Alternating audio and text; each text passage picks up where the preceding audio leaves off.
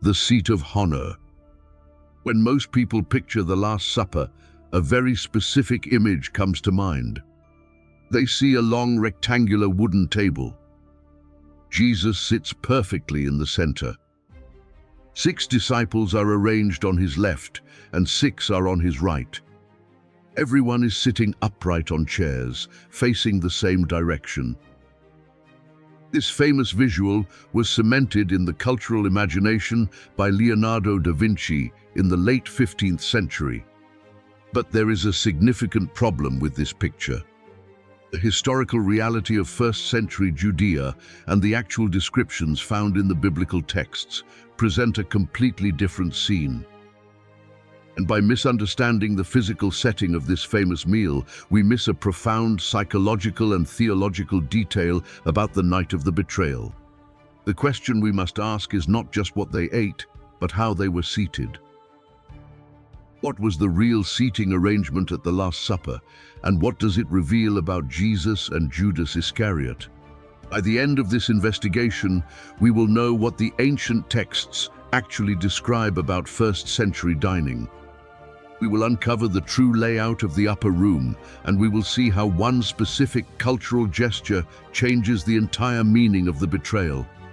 To understand this missing detail, we have to reconstruct the world of first-century Jerusalem. The city was overflowing with pilgrims for the Passover festival. The atmosphere was incredibly tense. Roman guards watched from the fortress, and religious leaders were actively looking for a way to arrest Jesus away from the crowds. Because of this danger, the location of the meal was kept a strict secret. The Gospel of Mark describes Jesus sending 2 disciples ahead into the city. They were told to look for a man carrying a jar of water, a highly unusual sight since carrying water was almost exclusively done by women. This prearranged signal led them to a large upper room, already furnished and prepared. The Passover was not a casual dinner. It was a highly structured, hours-long ritual involving specific prayers, cups of wine, bitter herbs, and unleavened bread. Every action at the table had a profound theological meaning, remembering the liberation from slavery in ancient Egypt. When Jesus gathered his 12 closest followers, they were preparing to participate in this ancient tradition. But the furniture in that room did not include a long table with high wooden chairs. By the 1st century, the Jewish people had adopted the formal dining customs of the Greco-Roman world, especially for important celebrations like the Passover. The standard arrangement for a formal banquet was called a triclinium. This was a U-shaped table, set very low to the ground. There were no chairs. Instead, the guests reclined on thick cushions spread across the floor. This detail of reclining is not just a historical guess. It is explicitly stated in the original Greek text of the Gospels. The words used by the writers literally translate to reclining or leaning back, rather than sitting. When guests ate at a triclinium, they did not sit upright. They lay on their left side, supporting their upper body with their left elbow. This left their right hand free to reach for bread, wine, and the communal dishes placed on the low table in front of them. Because of this posture, the guests were arranged in a diagonal pattern, with each person's head positioned near the chest of the person, reclining to their immediate left. This seating arrangement was not random. It was a strict social hierarchy. The U-shaped table had 3 sections. The lowest positions were on the right side of the U, near the open end, where servants would enter to bring food and wash feet. The highest positions of honor were on the left side and the center. The host of the meal did not sit in the exact middle of the long table, as painters later imagined. The host occupied a specific spot near the center of the U, usually the second seat from the left edge. The seat, to the immediate right of the host, was meant for a close, trusted friend. But the absolute most important seat The seat of the honored guest was to the immediate left of the host. This layout changes everything about how we read the biblical account. The Gospel of John provides specific details about who was sitting next to Jesus. We are told that the beloved disciple, traditionally identified as John, was reclining next to him. More specifically, the text says he was leaning back against the chest of Jesus. For this physical movement to be possible in a triclinium, John had to be occupying the seat to the immediate right of Jesus. But what about the betrayer? Santau, or the nervous beim Hop, Molsi duatingumus. Where was Judas Iscariot in this room? The traditional paintings often place him far away, isolated at the end of the table or hiding in the shadows. But another detail in the Gospel of John makes that physical distance impossible.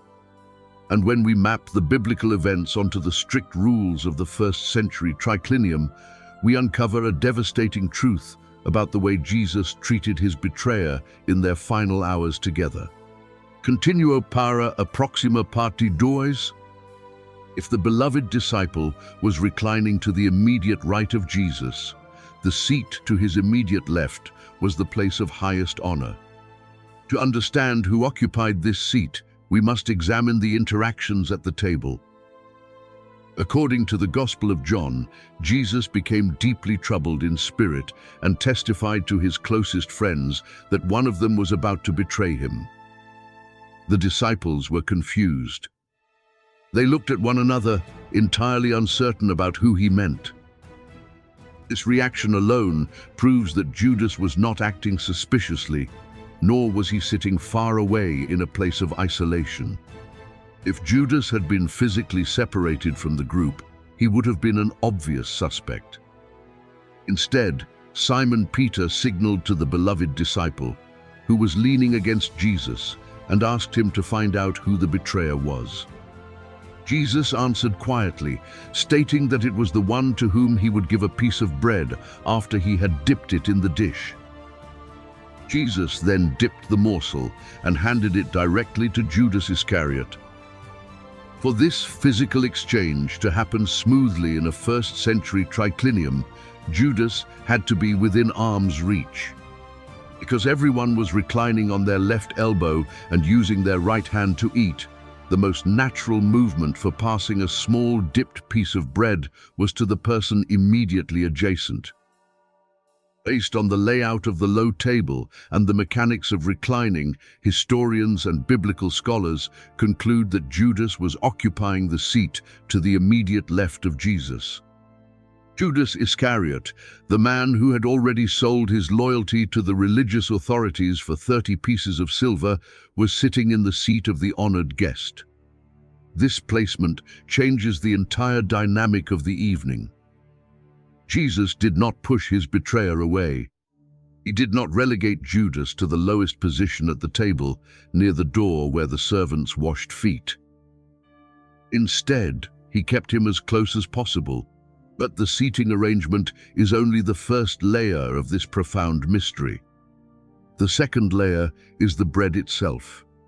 In the modern world, passing food across a table is merely a matter of convenience.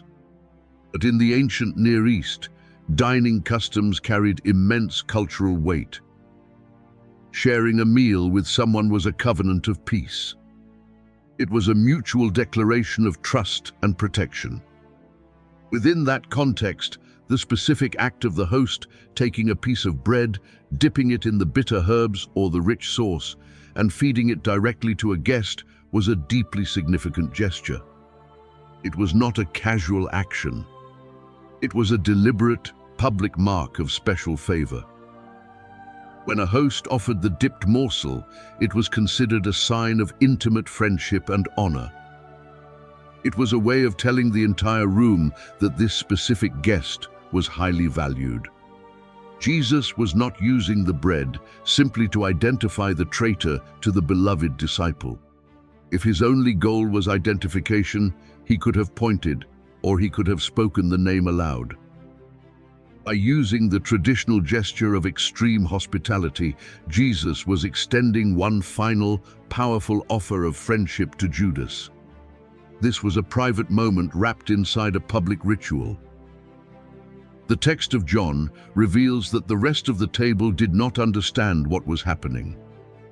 After Judas took the bread, Jesus told him to do quickly what he was about to do. The other disciples assumed that since Judas was in charge of the money, Jesus was simply instructing him to buy what was needed for the festival, or perhaps to give something to the poor. They suspected nothing. The conversation between Jesus and Judas was so quiet, so intimate, that no alarm was raised. This means that even at the very end, Jesus protected the dignity of his betrayer. He did not expose Judas to the anger of Peter or the outrage of the other men. If Peter had realized what Judas was about to do, the same Peter who later drew a sword in the garden would almost certainly have intervened violently in the upper room. Instead, Jesus kept the secret. He offered the seat of honor. He offered the bread of friendship. We must also remember the specific context of this meal. They were eating the Passover, a ritual designed to celebrate deliverance and unity. The bitter herbs on the table represented the suffering of slavery, and the unleavened bread represented the haste of their liberation. By dipping the bread into the bitter herbs and handing it to Judas, Jesus was physically combining the symbols of suffering and fellowship. It was a moment heavy with prophetic meaning. In the ancient honor and shame culture, betraying a host after eating his bread was considered the ultimate treachery. The Book of Psalms explicitly references this kind of pain, stating that even a close friend, one who shared bread, had lifted up his heel against the writer. Jesus was knowingly fulfilling this ancient lament. The tension in the room must have been palpable to Jesus, even as the other disciples remained completely unaware of the spiritual war being fought right in front of them. The seating chart and the dipped morsel prove that the betrayal was not a sudden accident, but a tragedy that unfolded slowly, face to face. Judas accepted the bread, but he rejected the friendship. The Gospel of John notes that as soon as Judas took the morsel, Satan entered into him. He stood up, leaving the warmth and the light of the triclinium, and walked out into the night. The stark contrast between the profound grace of the host and the absolute rejection by the guest creates one of the most tragic scenes in all of ancient literature. When Judas stepped out of the upper room, the dynamic at the U-shaped table shifted completely. The Gospel of John simply notes that it was night. The physical darkness outside the house mirrored the spiritual reality of the betrayal that had just been set in motion. But inside the triclinium, the atmosphere transformed from tense anticipation into profound intimacy. With the betrayer gone, Jesus began what is now known as the farewell discourse. He washed the feet of the remaining disciples, gave them the new commandment to love one another, and spoke about the coming of the Holy Spirit. When we visualize these moments happening at a long, formal dining table, it feels like a public speech given across a crowded room. But when we place the disciples in their actual historical context, reclining shoulder to shoulder on cushions around a low table, the scene becomes incredibly close and personal. They were speaking quietly, leaning in to hear his final words before the arrest. This raises a vital question for our investigation. If the historical evidence for the first-century triclinium is so strong, and if the biblical text explicitly describes the disciples leaning against one another, how did the image of the long, straight table become the undisputed standard in the Christian imagination? The answer lies not in ancient theology, but in medieval European art. For the first 1,000 years of Christian history, many depictions of the Last Supper actually showed a curved or semicircular table, remaining somewhat faithful to the ancient Roman dining customs. But as European culture changed, so did its artistic representations. A defining shift occurred in the late 15th century when Leonardo da Vinci was commissioned to paint the Last Supper on the wall of a monastery dining hall in Milan. Da Vinci was not attempting to create a historically accurate archaeological record. He was painting a theatrical masterpiece. To make the painting work visually for the monks eating in that room, Da Vinci needed all 13 figures to face the viewer. If he had painted a historically accurate U-shaped table, several disciples would have had their backs turned to the audience. By flattening the table and placing everyone on one side, he created a brilliant psychological drama where every facial expression and hand gesture could be clearly seen. This artistic choice was a triumph of Renaissance perspective, but it unintentionally erased a profound theological truth from the public consciousness. By placing Judas on the opposite side of Jesus, leaning away in the shadows and clutching a bag of silver, the artistic tradition made the betrayer look like an obvious, isolated villain from the very beginning of the meal. It created a physical distance that justified our human desire to separate the holy from the corrupt. But the actual biblical text, grounded in the historical reality of the triclinium, tells a much more challenging story. The evidence reveals that Jesus did not distance himself from his enemy. He did not expose Judas to the judgment of the room. Instead, he placed the man who was about to orchestrate his death in the seat of highest honor. He shared the same dish, and he offered the dipped bread of friendship. What the evidence supports is that the tragedy of the Last Supper was not an ambush by a stranger sitting at the far end of a table. It was a deeply intimate betrayal by a guest sitting in the most favored position, an act of treachery committed immediately after receiving a gesture of absolute grace. Understanding the historical reality of the upper room strips away centuries of artistic tradition and brings us face to face with the radical nature of the biblical narrative. The true seating arrangement proves that Jesus knew exactly what was happening, yet he chose to offer honor instead of condemnation in his final moments with Judas. The Last Supper ended, and the remaining group left the warmth of the triclinium to walk across the Kidron Valley to the Mount of Olives. They entered the Garden of Gethsemane, where the shadows were deep and the temple guards were already approaching. But during the chaos of the arrest that followed, the Gospel of Mark records a bizarre, unexplained detail. The text mentions a young man wearing only a linen garment who was seized by the guards, but who left his garment behind and fled naked into the night. Who was this mysterious figure? Why was he following Jesus in the dark? And what does his strange escape reveal about the earliest Christian community?